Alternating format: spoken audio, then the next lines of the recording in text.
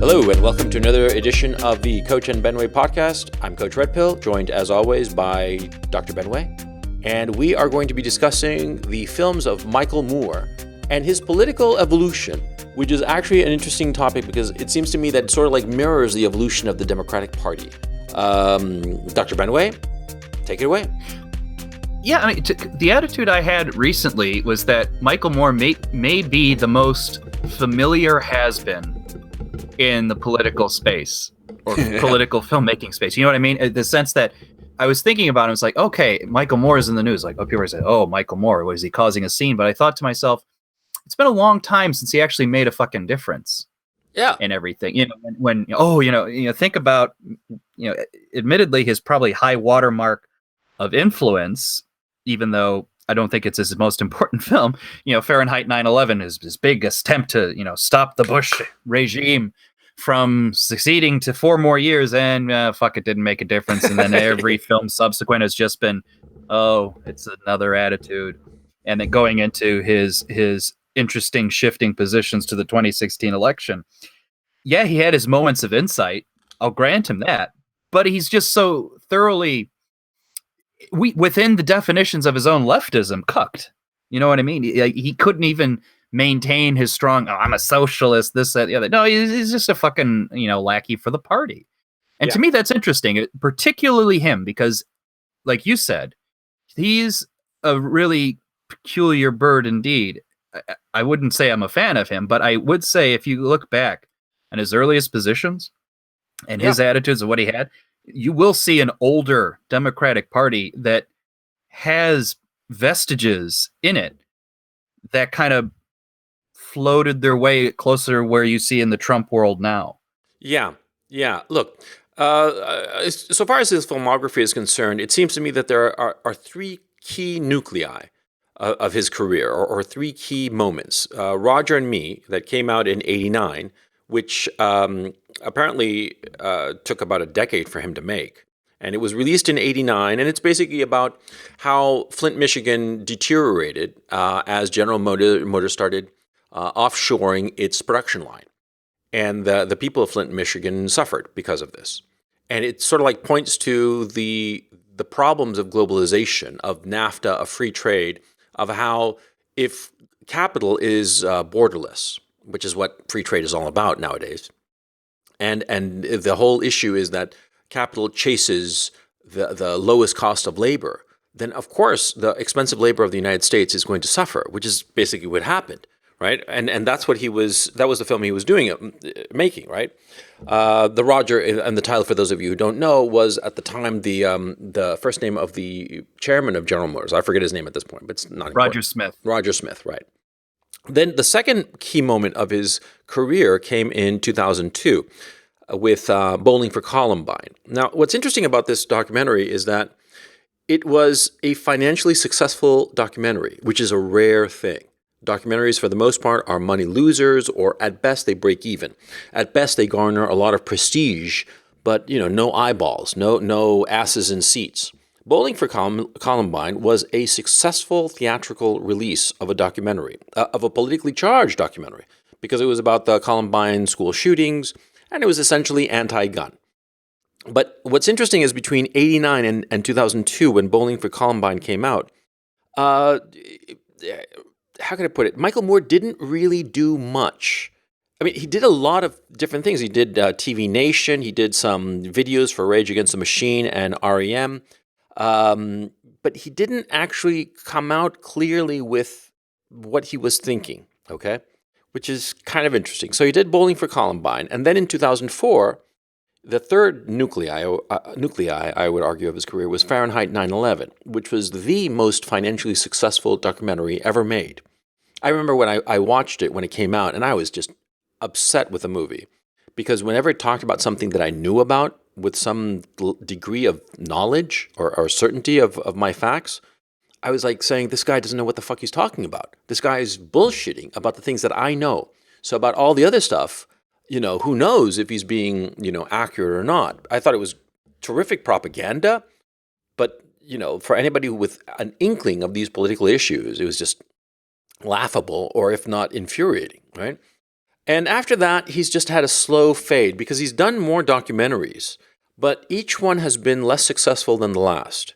He did, in order, he did Sicko, he did Slacker Uprising, Capitalism, A Love Story, Where to Invade Next, Michael Moore in Trumpland, and finally Fahrenheit 11/9, which was a disaster. Its opening weekend grossed $25,000 in theatrical release. Do keep in mind that Fahrenheit 9/11, the documentary in 2004, grossed over $100 million in domestic box office. And so, his career has fallen far. And yeah, that's his career. Well, that's the interesting thing to me with you had mentioned him being a propagandist. I mean, he is, and I don't even necessarily speak of that disparagingly, even though many regards it is. But in and of itself, it would be fine. But when you look at his propaganda, it's like, well, what is your message? He really doesn't have anything that's consistent. And we can even see it like when you do, Fahrenheit 9/11, or when you do Bowling for Columbine, it's in some sense talking out of both cheeks of his ass, or speaking. Partly, there's a little bit of him that's like, oh, I got to do the socialist leftist radical that, I can't be too anti-gun because I know that that's the mechanism sometimes of revolution. But at the same time, the democratic socialist wing of the Democratic Party means I have to do, guns are bad and peaceful protest, all that kind of stuff. So, he never really had a sense, in my mind, that he knew what the fuck he was talking about, other than to just say the right wing guys are bad. Yeah, you could be very much. I give much more credit to Roger and me because that feels to me, whether it was true or not, because his biography is not as nicely straightforward as he'd like to portray it. Yeah. But, at least with Roger and me, you got the sense that this is a local guy talking about a local issue that's affecting real people that he would either know, or he's the type of person he'd be aware of. Yeah. There are many moments of Roger and me where I think it works its best in that context. But as soon as he starts getting onto a national stage, and it's like, well, am I a socialist? Am I a Democratic Party member? Am I a little bit of both? It was nonsensical, and it kind of reaches its nadir to me in how he evolved during the 2016 campaign. Some may forget that he was a big Bernie supporter to the point where he hated, loathed, despised Hillary Clinton.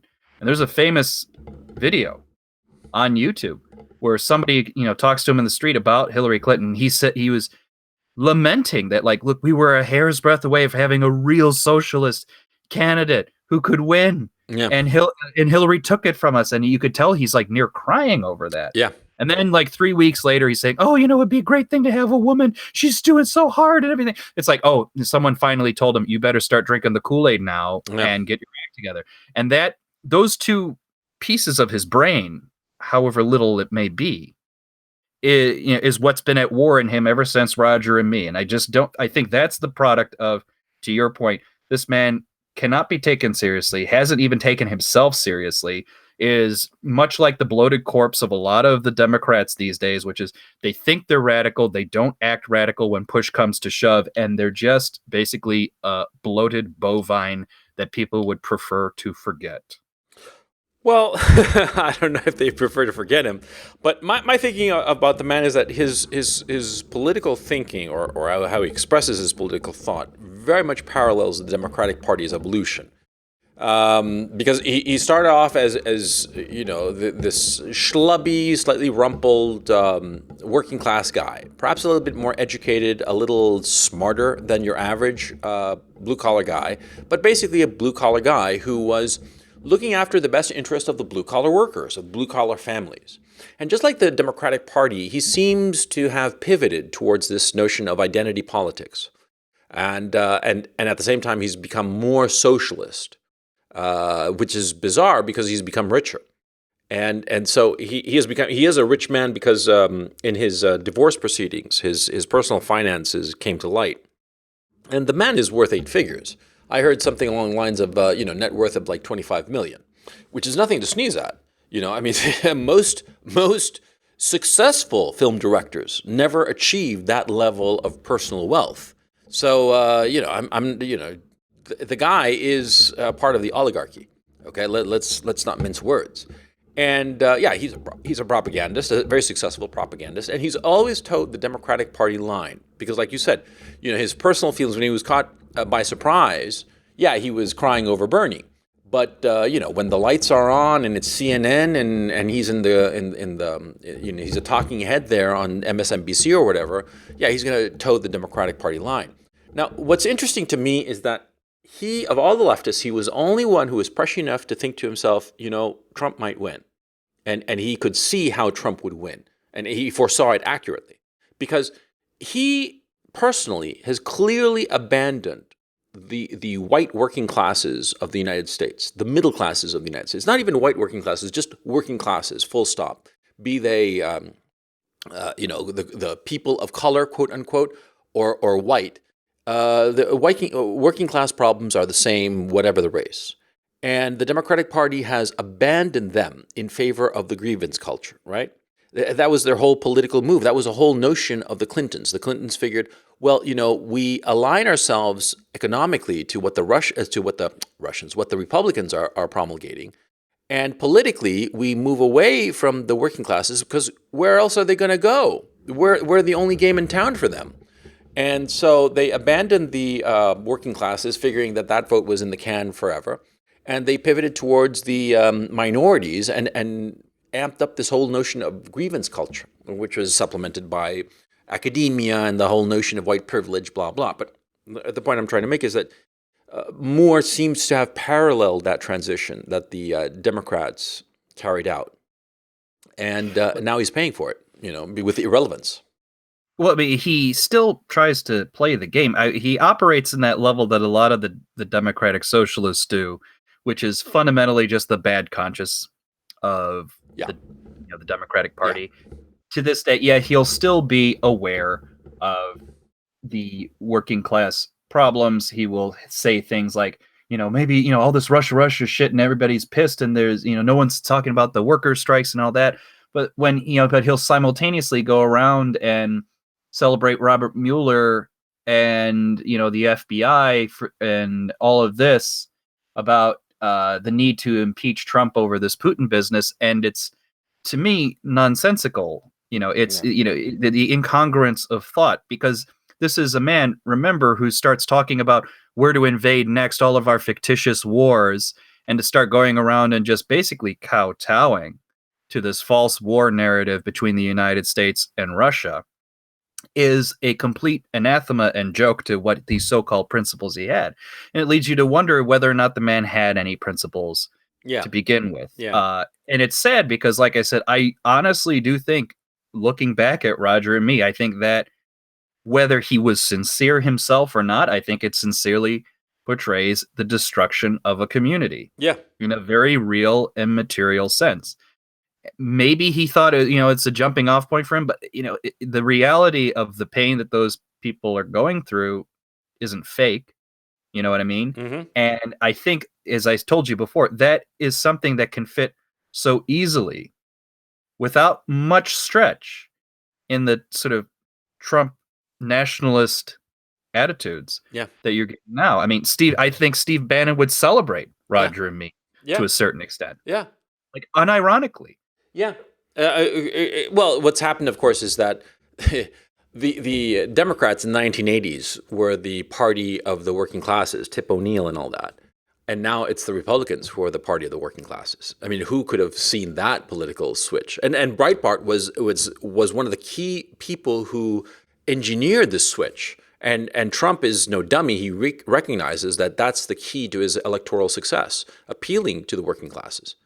And I would say that it's still a work in progress for the Republicans. I still think, by and large, and at least Michael Moore was at least somewhat, speaking to this, and a lot of leftists were throughout the 90s. Yeah. They're very comfortable with the notion that, hey, what we have right now, or what's developing right now, is two corporate interest parties. Yeah. And we really don't have a check and balance against, the party other. They're just fighting for who's going to get more More the money. bigger share Yeah. of corporate donations. Right now, frankly, it's the Democrats, and Yeah. the Republicans are shifting towards being a working class party. But it's a very complicated, painful birthing process as we experience on our side day in and day out. Yeah, I think You know, that the Trumpers, that's what they are. They're working class populists, and Michael Moore is a working class populist who has forgotten his roots, even though those roots sometimes allow him some insights, such as him predicting that Trump could possibly win. My thinking as to his working class. How could I put this? Fitting into his filmography, I think that one of the key issues is Fahrenheit 9/11, because he didn't talk much, or at least I don't recall him talking to many soldiers, and how the soldiers are working class people, are working class people, lower middle class, who find in the military a career opportunities, career advancements, and how so many working class people are pro-military, pro-invasion, pro-wars, because it's a source of employment. Okay, I'm just talking. he only talked to the mother of a fallen Oh soldier, yeah, like who yeah, is for sure. who Yeah, is very she was very politically motivated, right. independent of that. But he wasn't really embedded with actual soldiers. And I think the biggest thing that he did, which always, I think, it annoyed me at the time, even though I still think in retrospect this didn't matter a lick. But when you could tell that he was overstating the case by suggesting that Saddam Hussein's regime, everybody was just happy flying kites, and it was all just a wonderful Yeah. little paradise before we dropped bombs on it. The question of whether or not we should have dropped bombs on it is irrelevant, but I'm not going to be convinced for 1 second that it was just a lovely day in the neighborhood No, to live in yeah, Saddam's yeah. Iraq. That was one of Stupid. the that was one of the things that I objected to, severely in the documentary. It was just a bizarre notion. Look, the Saddam Hussein regime was basically Stalinist. That's what it was, and was it a bad regime? Well, it depends. For the people of Iraq, I don't think it was particularly good, but probably it was better than the chaos reigning there today. Was the Saddam Hussein regime good for the region? Yeah, because it provided a measure of stability and predictability. Was the Saddam Hussein regime bad for the United States? Not really, because he was he was basically dominated militarily, and he was smart enough to recognize this and didn't really make any move to challenge that military superiority of the Americans. They owned the skies over Iraq. So what exactly was the point of it? I mean, but okay, that's a Yeah, sidetrack. and the only interesting thing, I mean, there were pieces of that documentary that seemed interesting, but there were other pieces that seemed stupid, and this was part of the reason that I've always been frustrated with Michael Moore. Like, to me, the most intelligent thing he did in that documentary was to talk about the overabundance of Saudi influence in Yeah, the United States, yeah. and how this is utterly ridiculous, And he and never it's not talked about it again. congruent, And he never and it talked. was never brought it up again. But he spent later on more time about, Republicans don't send your kid. Why don't you send your kids to war? Even though, like, some of the Republicans he ambushed did have their kids in the fucking war, Mm, which that was the sort of game he was playing. It was clear that that was a documentary meant to get a Democrat or in the White House, or at the very least get Bush out of the White House, which to me wasn't as interesting a statement to say. Like, for Flint, we were going back to Roger and me, says, how about getting these people their fucking jobs back? mm. To me, that's a very much clearer, okay, I see how that benefits a person as opposed to a party having a couple more years of, feeling like they actually matter to the world. That was the twist and everything. And yes, he still plays the left wing attitudes on certain things. And yes, he will pretend like he's attacking the Democratic Party, but the Democratic Party never really gets the kick in the ass that you think that Yeah, his position would warrant. And it was funny to me that he will have his moments, like you said, of interesting insight. And I think the best Trump ad made during the election, ironically, was just taking out a quote from Michael Moore from his Trump land and putting it to like dramatic music, which was essentially, he articulated very well all of the frustrations of a working class, why they would be pissed off, why that the they're not getting shit out of the, Obamacare bronze plan. Everything they have is taken. And you know what? If they get the chance to throw a fucking bomb, they're going to throw it. And Trump is the bomb. Yeah, that That was was. the most effective ad I've ever seen for the Trump campaign. Yeah. And Yeah. he said it, and he did it. Yeah. And I was wondering, and I thought to myself at a time, and maybe this was giving him more credence that he deserves. I secretly thought to myself, is he a sleeper agent for us? Because that, that really is it, Yeah. right? I mean, obviously, I think he would say, oh, they cut out the part afterwards where I said, like, well, it'll only be effective for a little bit, and then you'll still be pissed off. But needless to say, I mean, it's still. I think the truth that came out of that was his frustration with the Democrats, but he also makes peace with the Democrats. So this is the nature of the convoluted beast there. And even though he's not really old enough to be a boomer, I see so much of the boomer conundrum, left-wing boomers, in him.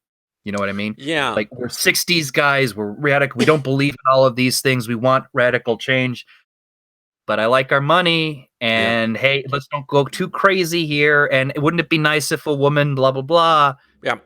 You know, he has that. Yeah, because the thing is, see, when he came on the scene in '89 with Roger and Me, I thought that he was basically a muckraker. And there's a long and distinguished tradition of muckrakers in the United States. Everybody from, Upton Sinclair and the ones about the meat packing industry, or is that Sinclair Lewis? I always get them mixed up. But anyway. Upton Sinclair is meat packing. Sinclair Lewis is small town USA. Right. And so, look, there's nothing wrong with muckrakers. You need them in a healthy, vibrant society. You need these guys who are like curmudgeonly and throw shit at the wall. And sometimes they throw a little bit too much shit just to see what sticks.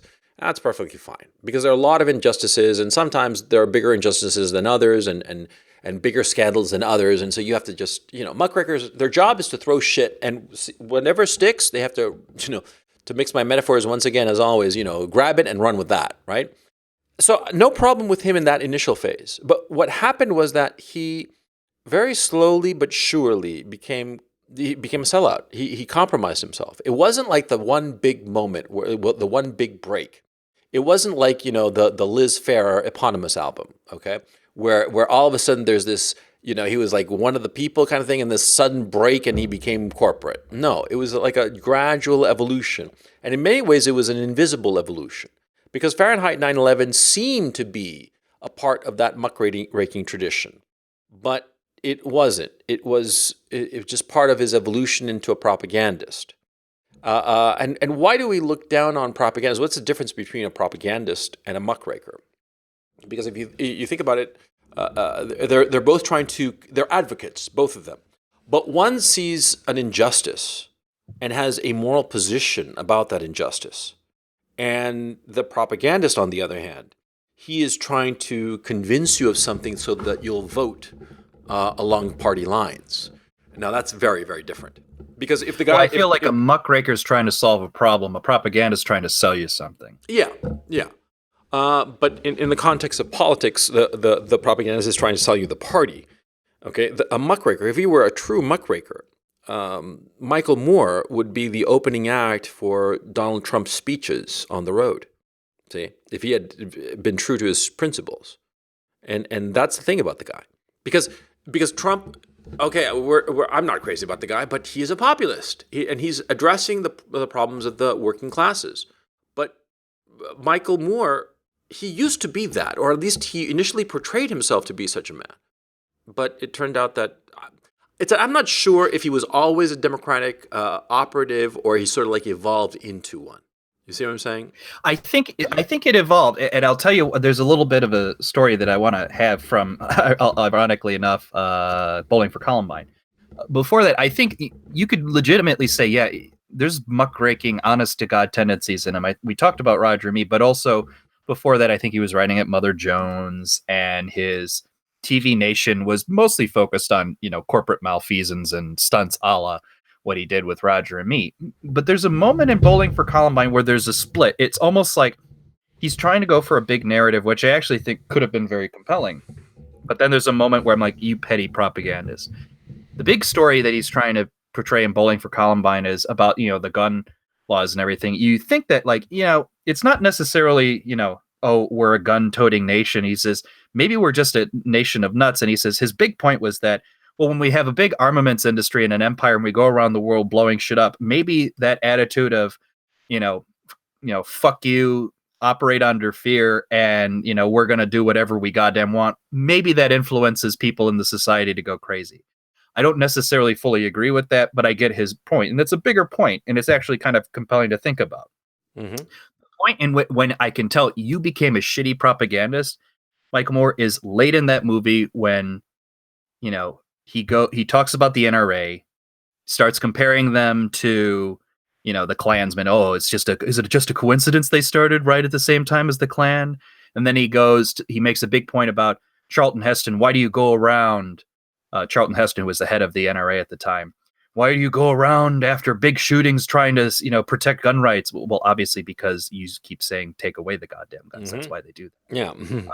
And then he holds up a picture of one of the little girls that killed at Charlton Heston. He's like, yeah, what? Look into her eyes and face, Mr. Heston. I'm like, that's a shitty fucking little propaganda move that isn't really tied to the big narrative. It's tied more to the pity point, the Democratic talking points, because they love to fight against the NRA, a little rinky-dink organization, if you really think about it in the grand scheme of things. And that's the moment where I said, you completely shifted away from your narrative. You went straight for the easy Democratic talking points, and I think you're just a fucking shill.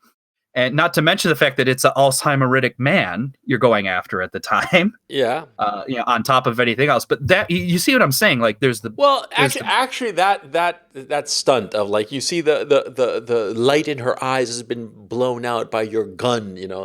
That's actually like a muckraking talent or a muckraking move. And again, I don't have that much of a problem with it. Okay, with the muckraking, I'm not so sure if it's propagandistic rather. That particular incident, I don't recall that specifically of the scene because I didn't pay attention to his movies. I mean, like, but it's in contrast and in contradiction to his broader claim, which is really, there's a national operation of fear and tying to the American military-industrial complex that thinks that violence, broadly speaking, is a solution both internationally at the big scale and the small scale, and that monkey see monkey do kind of thing. And to go say like, oh, this little advocacy group, oh, that's really the problem. It's second and third rate thinking. And yeah. No, yeah. But my point, what I'm trying to say is that I don't know if that specifically would be considered propagandistic or muckraking. Okay, I tend to view it more as muckraking, as emotional manipulation in order to fight what he perceives to be something bad that should be changed. Okay, so I'm not sure about that specific issue. Okay, I'm not arguing your wider point. I'm talking about that specific sequence. But what I do agree with you fully is that he is a propagandist, but he's been really subtle about it. Okay, I mean, now that we're talking about it in a more granular detail, he's been surprisingly subtle about it. It's only when you step back that you see it. But he's been very good at camouflaging what a shill he is. Okay, and extremely good at it. I'm looking over at his biography because he's bibliography rather, because he has a number of published books. Let me read you the titles of them. Here they are. They are starting in '96. Downsize this! Exclamation mark. Random threats from an unarmed American. Already in '96, you have the issue of guns, right? Then '98, Adventures in a TV Nation. 2002, Stupid White Men and Other Sorry Excuses for the State of the Nation! Exclamation mark. Now that's interesting, the Stupid White Men thing. It's already in 2002, he's already aligning himself with the SJW white privilege narrative, right? Then 2003, Dude, Where's My Country? 2000, question mark. 2004, Will They Ever Trust Us Again? Question mark, which is interesting. I think it's for those of you who, this is the one where I think it's this to me is the most petty image of Michael Moore. Click on the cover for Will They Ever Trust Us Again? He holds a little folded American flag, folded as if for a funeral for a fallen soldier. He's like, it's like, give me spare, cry me a fucking river. That's to me the weakest pathetic Yeah. thing I've ever seen. Yeah. Be a fucking man when you protect the country. Yeah. Okay, 2004, another official Fahrenheit 9/11 reader. That's, a fluffer, a fluff piece, rather. 2008, Mike's, why does he call himself Mike's? Well, okay, Mike's Election Guide 2008, but put out by Grand Central Publishing. Oh, that's respectable. And 2011, Here Comes Trouble, Stories from My Life. That was 2011. That was the last book that he put out. Yeah, Mike's Election Guide. He looks like a soy boy. And here's weird. Here's something weird. I'm looking at the cover of that particular book, Mike's Election Guide to 2008, and he looks very extremely young. At that time, he must have been 54. And well, no, that was when there was a period of time when he lost weight, and everybody was like, "Oh, hey, look at you losing weight and everything," and then he puffed up like a fucking blowfish immediately thereafter. Yeah, well, I've seen it a lot of times when it's like, that's actually another thing I kind of talk about, even though, because you like physiognomy. Mm-hmm.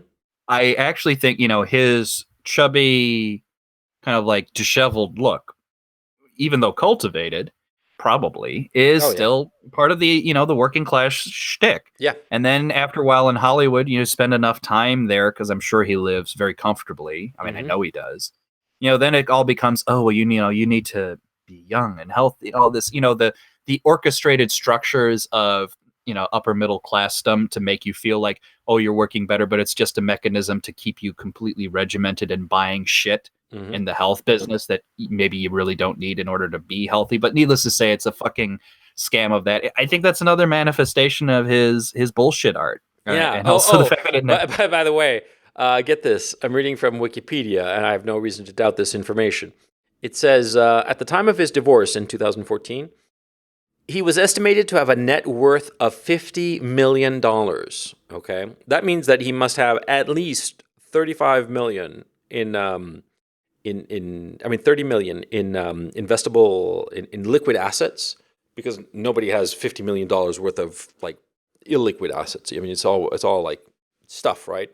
So that means that he's an ultra high net worth individual. Can you believe that? He is like in the 1% of the 1%. Yeah, literally. Well, I mean, that's an interesting question, and it actually is not entirely removed from the Democrats at large, and I think also that generation that's a little bit older than him, which is, if you predicate your whole existence and your whole point of view on your working class attitudes, and then you become increasingly isolated from that, by what right do you still claim to keep making those attitudes?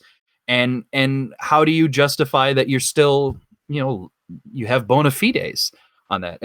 It sounds like a trivial point, but I think it's very common, right?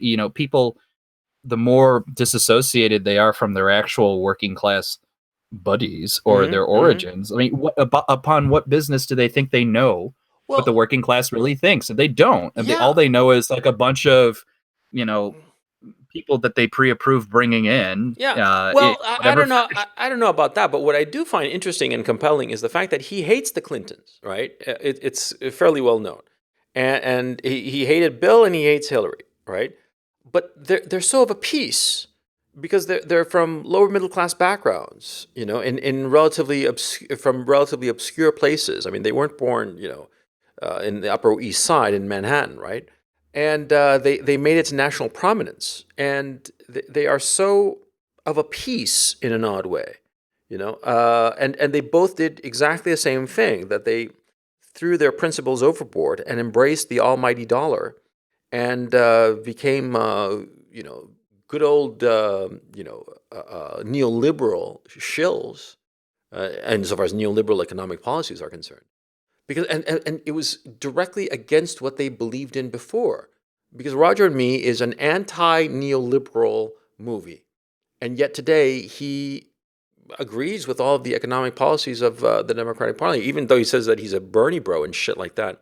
But he doesn't have any kind of coherent economic program that would help the working people, except socialism, quote unquote, which is just pie in the sky bullshit. I mean, look at Ocasio-Cortez.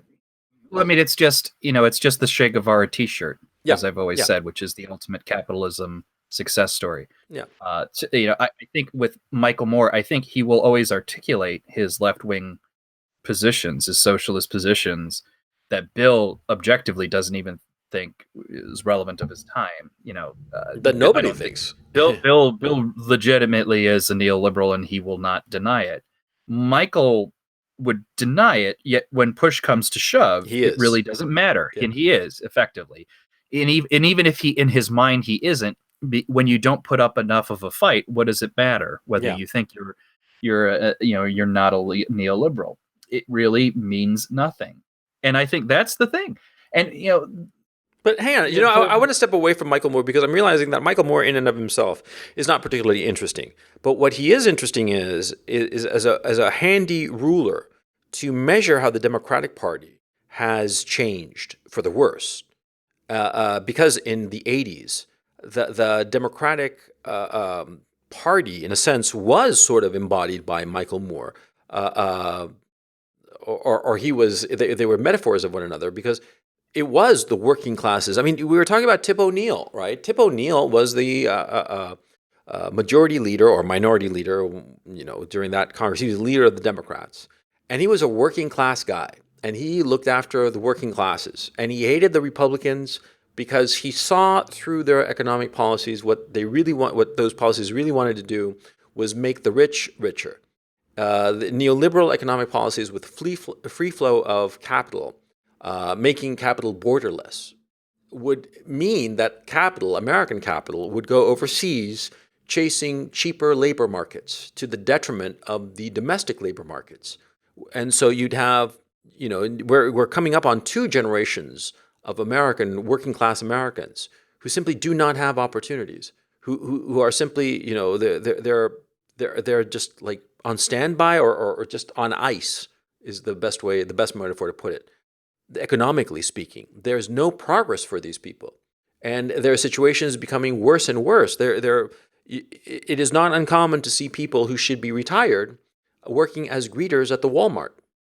Now, this is a serious problem, but the Democratic Party has just ignored these people and pivoted towards the rich people and to the various minority groups and the grievance groups. Women, gays, transsexuals now, and all the random decadents and degenerates.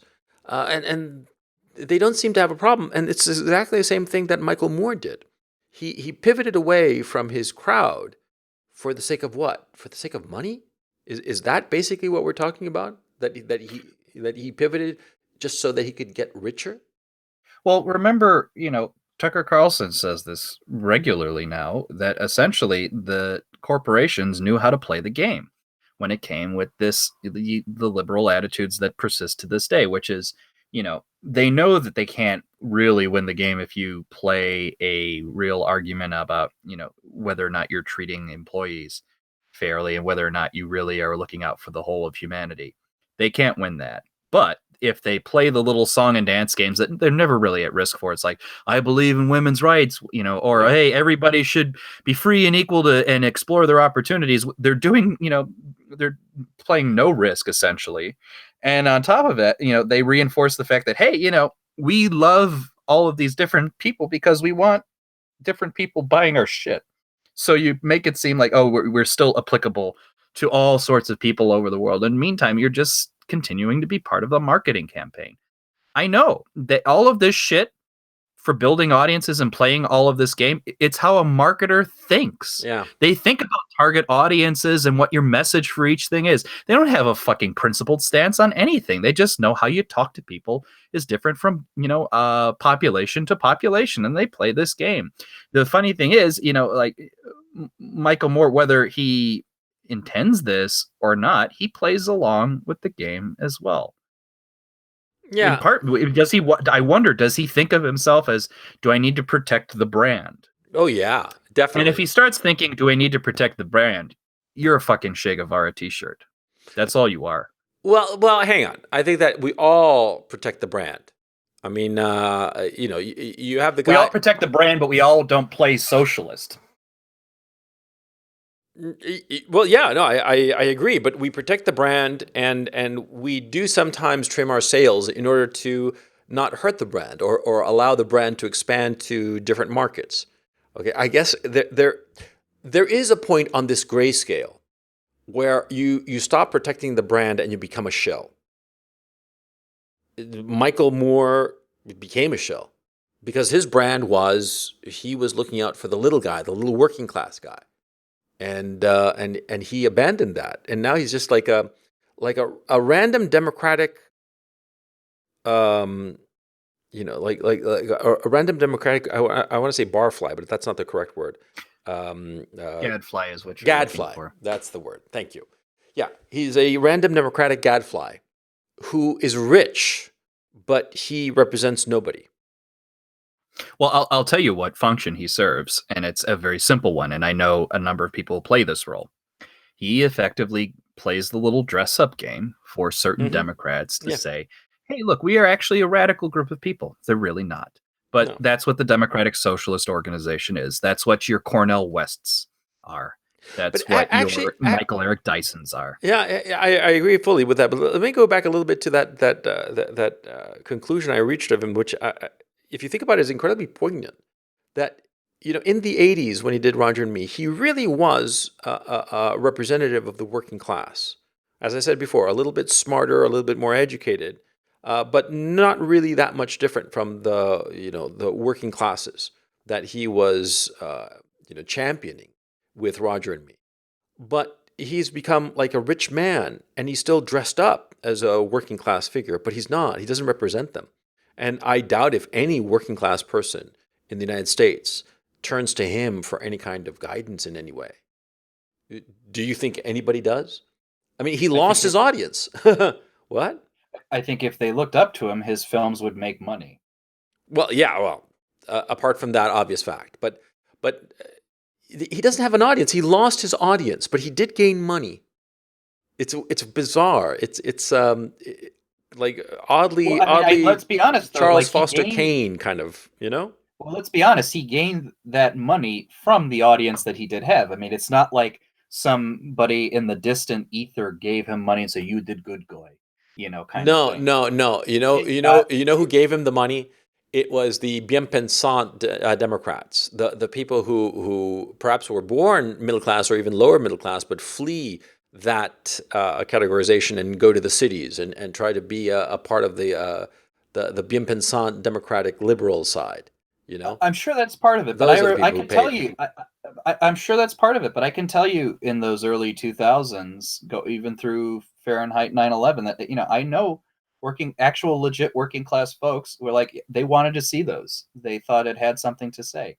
Over time, they stopped caring, in part because nothing Michael Moore did changed a goddamn thing. And at the end of the day, Michael Moore basically was okay sticking around a group of people who didn't give a shit. He, more or less, didn't hold Obama's feet to the fire. Oh, I mean, and that was the real test, because if you play this game that Obama is going to be the black savior representation of America, bypassing all of its horrible conservative evil baggage, then you want to hold him accountable, because that's the way you honor that promise. I'm just accepting their own fucking terminology here. He never did, or at least in no real way. Yeah, he bait his like what country to invade next, but who fucking saw it? Who cared? Did he ever really protest Obama? No, because that would be uncomfortable with the audience. Yeah, so fuck it. He played along. Yeah. People remembered that, because when you live under Obama, especially during that second term, first term a little bit too, but that second term in particular, when not only is, hey, nobody was ever held accountable for this fucking financial crisis, you bailed them out. They seem to have gained all the benefits. Yeah. But on top of that, throw into the mix, the president more or less being okay with, turning white people against black people and say, yo, you know what? There's, the white cops are out to get you. This whole white community is out to get you. That to me is the thing that most caused all of the shit more than anything else. Yes, you could say about the Tea Party earlier, but the reality of the situation was, as soon as Obama let all of the SJW-isms, all of the Black Lives Matter shit go out free play, Everybody said, no, they're actually after me now. It's bad enough I have a bad shake at the economy. I could feel like that's just the luck of the system. But now to all of a sudden people turn around and say, you little shitheads on the street who are white, fuck you, you're part of the problem. You're free game. Then people feel like now we're under attack in a very dramatic kind of way. And I don't remember Michael Moore really saying, "Hey, these people are legitimately hurting. Let's set this shit aside and do something about it." He didn't do anything. He played along. Yeah. And then that was the thing. The Democratic Party, because they know where their votes come from, was impotent. They just have to play along. White working class people aren't stupid. They actually do remember things. I don't understand why is it that the Democrats were so cavalier with the white working classes for so long. It's understandable to pivot away from them a little bit in order to bring in some other group, the minorities or what have you, but to have not only abandoned them but allowed their vilification. Didn't they think that there would be some sort of a backlash? Well, I mean, I think basically the modeling probably revealed to them where their votes were coming from. They saw probably a few things. They saw one in certain, not just rural communities, but certain parts of the country. No matter what they did, the broad speaking, the population always stayed Republican. It was the whole point of what's the matter with Kansas? That book, remember? Yeah. People are voting against their interest. They looked at that. They said, okay, there are parts of the country we're never going to touch. But then they also saw where they were winning. They were winning in cities, and they were winning increasingly with the minority groups that ultimately formed the Obama coalition. Right? They thought that was an indestructible blue wall. Remember when they talked about Hillary Clinton? She's got a blue wall. She's got a blue wall. It's the Obama coalition. It ain't moving. All of that, all of their numbers for success is predicated on, getting all these minority votes, getting them out, and keeping them high up voting for the Democrats. Numbers dictated their strategy, and so they played it. Yeah. Joe Biden will do, passing statements of like, why did the party forgot people like me? But reality, he's not stupid. He knows where the votes come. Yeah. That's what happened. Demographics really are destiny. Sorry, it is. Yeah. Now, well, my thinking is that the Democrats have lost the working classes. If they keep on track during, this election is essentially over, even though the voting is yet to happen, but in the sense that political maneuverings, I mean, I'm not talking about the results even. I'm talking about the political maneuvers. If the Democrats continue what they're doing now into the 2020 election, and potentially the 2022 midterms, they're going to lose the working classes forever, because the working classes will never trust them, and will just come to the conclusion that the Democrats want their ill, and want to. How can I put this? I've been severely not impacted. I hate that word, but I've been hit hard by the whole Harvard and getting sued by Asian students who weren't being allowed in, right, because of the fact that they were Asian. And it's made me start to pay attention to Asians in America. And they are drifting right, hard right, very quickly. And the funny thing is that the Asians really are racist. they hate everybody who's not like them. The Koreans, the Chinese, they're like hardcore racists, right? And they are becoming increasingly Republican. And I how can I put it? I don't see. Go ahead. I don't know that I fully agree with that. Anecdotally, I can tell you that I'm seeing very left-wing Asians. Yeah, the educated, the ones love to play they love to play the identity thing, because they love to say that they're victims. Yeah, because they know that they can get success points with that. I've never seen an Asian not take up that fucking opportunity. Yeah, but the thing is, see, do you think that the Asians or the rest of the country will put up with that for very long? I don't. I've given up on figuring out what the country will put up with. Good point. Good point. Yeah. If history serves anything, the answer to that question is a lot. The country will put up with a lot. Yeah. By the way, I have to admit, I'm sick and tired of Michael Moore because I was tired of him like about 10 minutes ago, 20 minutes ago, because the guy, I realize that he's a fucking idiot. Okay. He's not a thoughtful enough filmmaker. Okay. He's not like Errol Morris, for instance, who is a thoughtful filmmaker, documentarian, right? He's not a compelling filmmaker by any stretch of the imagination. And the fact that he has shown himself to be a shill makes him even less appealing.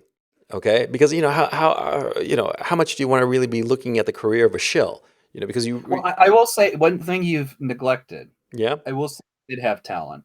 I do think Roger and Me, just by virtue of depicting what it is depicting, was successful. But he did make one fictional film, and it was actually legitimately a funny satire. Which one? It was Canadian Bacon. I never watched it. Here's the reason I'm going to bring this one up, because this, to me, is the degree to which I think he committed the sin of hypocrisy par excellence. Canadian Bacon is a film that takes place, in the post-Cold War era. Alan Alda's president, and because there's no great enemy, everybody is focused on the fact that all these various industries are collapsing. The defense industry means a lot of people have lost their job. The president isn't very popular. He says, I need an enemy, essentially. There's a scene where he tries to get the Russians to be angry at them again so they can go back to the tensions of the Cold War and everything. And so for want of finding another enemy, they just say, well, fuck, let's just make Canada our new fucking Cold War enemy. and they portray, and it's a wonderful thing where they try to, portray like the Canadian invasion that's going to come across the border, and all of them are all over the place, and the socialists and everything, and they whip the country into hysteria, wanting to say, we got to fucking invade Canada before they invade us, all for the sake of avoiding domestic problems and building up an armaments industry. This is basically the critique of the Russia narrative before it even came up. And for Moore to start playing the games like, oh, it's just clear that Trump is a shill of Putin, and to just ignore it, he is the greatest hypocrite. In part, and the reason I say it is because that movie was so fucking well made and funny. I'm not saying it's the greatest film by any stretch of the term, but it is a successful satire in the oldest tradition of satire. This was where your muckraking. This is where your, like I said, your liberal or left-wing satire of politics is perfectly orchestrated. Like Robert Altman would have done it a little differently, but Robert Altman could have done that movie in a very interesting way. Yeah, I'm looking at it now. It has a fantastic cast. An amazing cast of people. Like John Candy, I think that's one of his last movies, John Candy's last movie. Yeah, and there's poor John Candy, and there's Rip Torn. Rip Torn as basically General Dick Panzer, which is one of the great. He even like there's a scene where Rip Torn, being very Rip Torn kind of way, tackles the Russian president to try and get him into a fucking fight with the United States. He's like, "You owe us one, you fucking pansies," in that that great Rip Torn voice. Yeah, the guy he had a graceful. Is he alive or did he pass away? Rip's still alive, barely. Okay, well, there's also Kevin Pollak, who is just. I don't know that much about his stand-up, to tell you the truth, about his comedic chops. But as an actor, he's fantastic.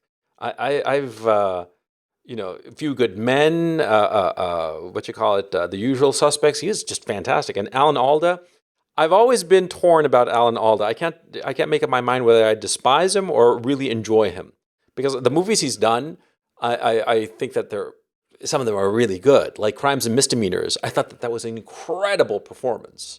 I'm going to go on a limb right now. If you like Alan Alda in Crimes and Misdemeanors, even though this character is clearly different, it's that kind of Alan Alda as opposed to the MASH Alan Alda. Yeah, because the MASH was like so fucking earnest and bullshitty and ugh.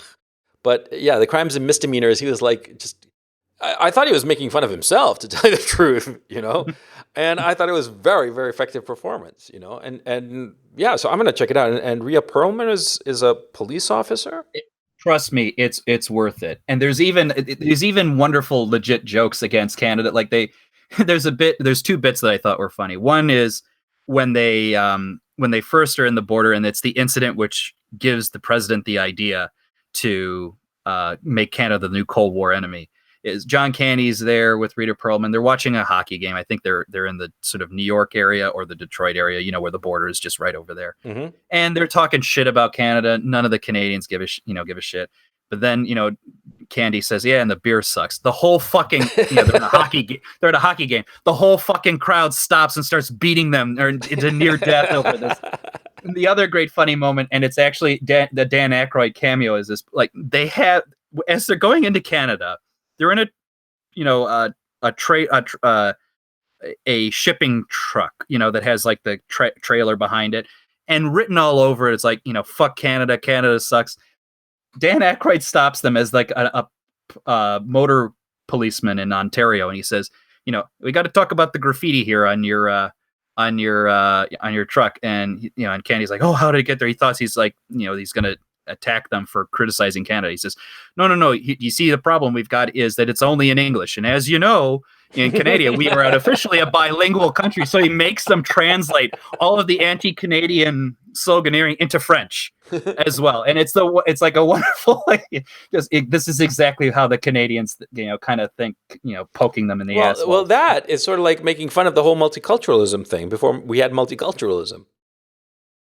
It's worth it. I mean, my whole point in this conversation was, yes, Michael Moore is a pain in the ass, but there are pieces to him. There are pieces to what he's created that are worth your time, even with our political perspective.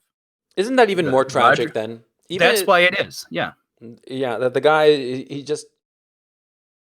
But, you know, back when I was growing up in the 70s, the ultimate sin was selling out. Oh, you know, he sold out. He sold out. It was like the big thing, you know. There were like a bunch of people who I remember very clearly, kids in junior high, for crying out loud, kids who didn't know shit from Shinola, right? And they were saying, "Oh, I'm never going to listen to Foreigner ever again, you know, because this album, Four, they're total sellouts," right? Four was the album that came out in '81, where they, you know, they had like a few big tunes, top 40 radio, that kind of thing. And and like, you know, they'd talk about bands, and they'd say, and the funny thing was that they'd even go against a band that was doing the same thing they'd always done, but just become popular for whatever reason. Okay. I mean, I remember like when Moving Pictures, one of the best Rush album, came out in '81. There were a bunch of people who said, "I'm never listening to Rush again." They sold out, even though the album was clearly like just the next evolutionary step in the band. And they didn't sell out at all. They kept on being as weird as they were. But you know, the whole notion of selling out was a big deal. This guy sold out. He must know it at some internal level. And as a guy of his age, born in '54, where selling out was such an egregious sin, he must know that he sold out and that he has committed the ultimate sin. If he's sitting on a fortune of $50 million, then yeah, you know what I'm saying? I think it's to the point where I'm willing to bet that he has a lack of confidence, and you can probably feel it in the later films. I can't prove that. Mm-hmm. I suspect it. Because to your point, it would have been something that mattered to him, especially if you accept that he was sincere in the beginning. Right. He wasn't a guy who had an intention of selling out. Even that's questionable, but let's give it to him. It's got to hurt him. It's got to hurt him to know that even if he wanted to make the working class hero narrative, the old socialist narrative of a great American left-wing tradition, even if he wanted to, he can't, because it's just not there. The audience isn't there. Some people love to think, oh, but you know, radical leftism is still viable. No, it isn't. It really isn't. Because every single instance of a radical left-wing hero of recent note gets absorbed into the Democratic Party faster than you can say, "The blob has eaten my leg."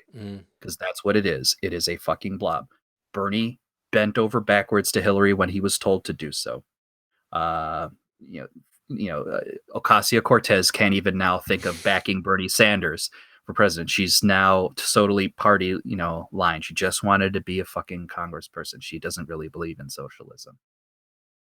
Even people are looking for, Tulsi Gabbard, I think, to potentially run in 2020 to be the sane Democrat. She will be absorbed too. It's just it's what's the happen. board. Trump is too pig-headed to be fully absorb. Even if he's not perfectly effective, I just think he's too fucking stubborn. Mm-hmm. And that's kind of why I have respect for the guy. I have respect for the guy because he's trolling the shit out of the right people, you know. But be that as it may, I have a crazy notion. The only way that Michael Moore could recover his credibility would be for him to embrace Trump. It's an interesting thought experiment. Part of me wants to say yes, but the question everybody would have is, if he did it, let's say he did it, my reaction honestly would be, how fucking sincere are you? Are you doing this because you believe that? Are you doing it because you think it will save your fucking ass, your career? Well, he And I doesn't have to think he's care. caved. Yeah, He's caved so many times that how can, it's like Benedict Arnold if he would have switched back and forth between the sides of the fucking party. Do you ever trust a traitor? You don't. well, yeah, but the thing is, see, okay, his career doesn't really matter at this point because he's rich enough that, who gives a shit? Because that's one of the things that they never tell you when you're trying to make it, that once you start making money, the urge to keep on fighting and striving and growing and stuff like that, it just vanishes. You just don't give a shit anymore. You're just, the thing that made you get that fortune no longer lights your fire. Okay, and you have to start looking for other things that do light your fire. Because once you start making serious money, where money is no longer an issue in your life, and you can live the life that you want to be living without even a concern for money, then your work deteriorates. It's inevitable. And so, look, I think his career is pretty much over anyway. The last picture was such a monumental flop that I don't think anybody's going to give him money to make a picture in the future. So why does he just go back to his roots? Go back to being Go back to his roots. Go back to being Kunta Kinte. That's the first thought I had as soon as you said that. Sorry, continue. Yeah, I know what you mean. I know exactly what you mean. And so, well, what do you think of that? I just, even if, like, I'm a cynical person. I think once you've compromised to that level, even if he could, based on what, on what quicksand would he build it? This new castle. You know what I mean? You think that nobody would believe him? No one would believe him, and I feel like his foundation as a working class guy has washed away with whatever new property he's bought and how he's kind of just acquiesced to certain things. It's like when you don't use a muscle, yeah, it deteriorates. And I think the muscle that he was using when he was, use your language, a muckraker, is probably hasn't been exercised in a long time. And it would take a very long time for a 64-year-old man to re-energize a muscle he hasn't used. You know what I mean? Yeah, and also I think that he probably all his friends and acquaintances and his whole power base is so wrapped up in his role as a Democratic Party propagandist that he would find it impossible to turn his back on all those people, because even though on principle he's probably more aligned with Trump than he realizes. Yeah, I am going to watch Trumpland, which I actually haven't seen because, frankly, I haven't seen most of those output over the last few years because who gives a shit? He's that's why nobody went to see the last one. I'm. Well, to me, it's interesting when you have a discussion like this because you're acknowledging that the patient is dead. This is an autopsy to a certain extent. Oh yeah. And the question is what does the autopsy reveal? I think it does reveal the basically atrophied nature of that party. I mean, yes, even if they go about winning elections henceforth, eventually someone is going to, right? I mean, the parties have to switch. Mm-hmm. It certainly won't be that kind of guy. You know what I mean? That kind of Democrat, DOA, right? All the old guys, especially if you're a white guy in the Democratic Party. O'Neill. What the fuck are you doing? You're at best a cheerleader at this point. You'll be replaced. So what do you do? And what does it become? It certainly isn't going to become the workers' paradise party. It's going to become, to your point, the collection of certain grievances that amalgamate around notions of multiculturalism is good and the plethora of restaurants. That's the edge, and, all while still serving, corporate capital interest. Yeah. It just seems so. I don't know. there's a story to Michael Moore's life, to the shape of his life, that he ended up with a ton of money, and he's just a shell, and everybody recognizes him as a shell. It's. Well, I mean, this is something that I think our side's going to have to be prepared for going forward. Is that the reality of the situation? Is you can make a lot of money criticize or pointing out the wretchedness of the world. No, you can make a lot of money pointing out the wretchedness of the other side. That works. Or even the world. I mean, I think he legitimately, started out that way. You can make money off of that. The challenge is once you've gotten comfortable in that, do you just give away first principles, or do you just not care enough? And I say this because I think even in our lot, there are certain people who are going to be increasingly successful. It's just the nature of being commentators and doing success on it. You can become like Michael Moore very easily. You can easily get absorbed into this. I can already think of, a handful of people that I could name and I won't. We're going to get there. Okay. They will become the Michael Moores. They will become the Megyn Kellys. They will become, pick your latest shill, and you could do that. It will be there. And it's the nature of success. YouTubers. Could be YouTubers, even could be just non-traditional commentators. Oh, come on. Give us some names. Come on. I'm not giving names. I'm not going to play that game. Come on. Be a gossip. I won't tell anybody. I have no interest in being a teen girl. Even though 90% of YouTubers seem to really be content with being teen girls right now. Yes, they do now, don't they? But okay, so on that cheerful note, we've tried the patience of our listener too far. I think we've gone over an hour on this particular topic, which the thing is, on the one hand, I'm irritated by the guy and rather contemptuous of the man. But I recognize that there's a story there, that there's a story of tragic proportions. And I agree with you that this has been the autopsy of Michael Moore's career because, he was absorbed by the Democratic Borg. But the thing is, his audience, the people who listened to him, the people who funded and helped him do Roger and Me, and whom he represented, he left them behind, or they have abandoned him, because he turned towards the what he perceived as the future, the multicultural democratic future, and that future did not embody the working classes of America. And so, he abandoned them and they abandoned him. And this is the autopsy of Michael Moore's career. So, on that note, I think it's time to say farewell. Good doctor, are you willing to give us one final word, a final capstone to thoughts on this particular issue? Wouldn't it be nice if Michael Moore had not become a shill? I'm specifically referencing Roger and Me when there's that moment where the distraught worker just literally has a nervous breakdown and leaves. And as he's leaving, the music playing on the radio is the Beach Boys. Wouldn't it be nice if we were older and da da da da da da da da? Wouldn't it be nice? That's kind of the attitude. Yeah. I guess so. I guess it's just a woulda, coulda, shoulda.